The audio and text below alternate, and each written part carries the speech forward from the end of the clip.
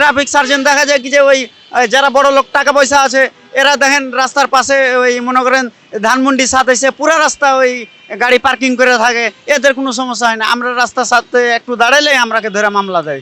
বাড়ি যেতে পারবো না, কারণ পুরো রমজান জুড়ে আমাদের ইনকাম অত ভালো নাই। অটো রিক্সাগুলা মেন রোডে উঠাতে মানে ওরা এদিক সেদিক তাকায় না, এটাই হচ্ছে মূল প্রবলেম। বাড়ি যেতে পারবো না, কারণ পুরো রমজান জুড়ে আমাদের ইনকাম অত ভালো নাই। কারণ রমজানের আগে যাই ছিল, রমজানে আরো অনেক কমে গেছে আমাদের ইনকাম। সেটার কারণ হচ্ছে মানুষ এট এ টাইম বের হয়, আবার এট এ টাইম চলে যায়। মাঝখানের দিনগুলা মানে সময়টা আমরা ফাঁকা থাকি, সকালে ফাঁকা থাকি, আবার ইফতারের পর আমাদের ফাঁকা থাকি, তখন আমাদের আর কোনো ইনকাম থাকে না। আমাদের খুব এখন পর্যন্ত কিছু পেরিয়ে বাড়ি যাওয়ার এই রমজানে যেতে পারবো না, আমাদের কস্টিংয়ে পোষাবে না। এখানে অনেকেই অনেকভাবে ইনকাম করে। তো যাই হোক, আমার যেটা প্রায় 1000 টাকা বাসায় নেওয়া যায়। আমি প্রতিদিন বের হই 12টা থেকে 1টা পর্যন্ত, 12টা থেকে 1টা পর্যন্ত, রাতের 10টা সাড়ে 10টার মধ্যেই বাসায় যাই আর কি। হ্যাঁ, এখন বিশেষ করে আমাদের যে সমস্যাটা হইতেছে, সমস্যা আমরা প্রতিনিয়ত ফেস করি হচ্ছে অটো রিক্সা।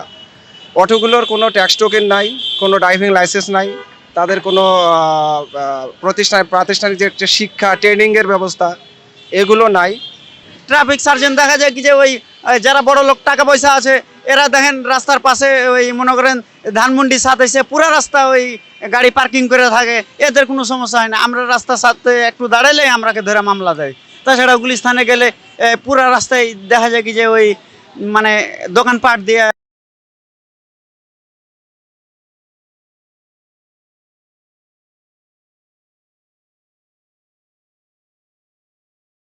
হ্যাঁ, তেলের দামটা যদি আমাদের কমায় 100-র নিচে আসে, যেমন আগে 89 টাকা ছিল বা তখন হয়তো আমরা ভালোভাবে চালাতে পারতাম। এখন তেলের মানে এমনিতে ঢাকা শহরে যানজটের রাস্তা, তাছাড়া হচ্ছে কি যে ওই মনে করেন তেলের দাম বৃদ্ধি পাওয়ার কারণে আমাদের হচ্ছে ওই বাইক চালাতে, যেমন এখন অনেক রাইড শেয়ার করে মানুষে, এই রাইড শেয়ার করে দেখা যায় কি যে হয়তো আমাদের এই এখন অনেক কম টাকায় আমরাকে ভাড়া মারা লাগে। সেক্ষেত্রে দেখা যায় কি যে আমরা ওই মানে ভাড়া মেরা পোষাইতে পারি না তেলের দামটা বেশি হওয়ার কারণে। আমি আপনার এই শেখ হাসিনা যাওয়ার পর থেকে এই পেশায় আছি বর্তমানে।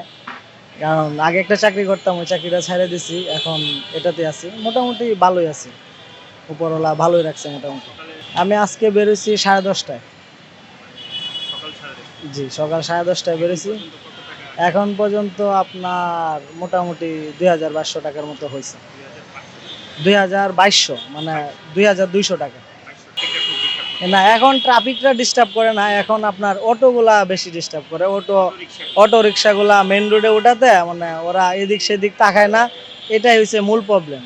তেলের দাম তো আপনার কি বলবো, ওইটা সরকারে তার নিজের মতো করে বাড়াইছে, বা মনে করেন বিশ্বের সব দেশে যেরকম বাড়ছে সেরকম তো বাড়বে, এটা কিছু করার নাই।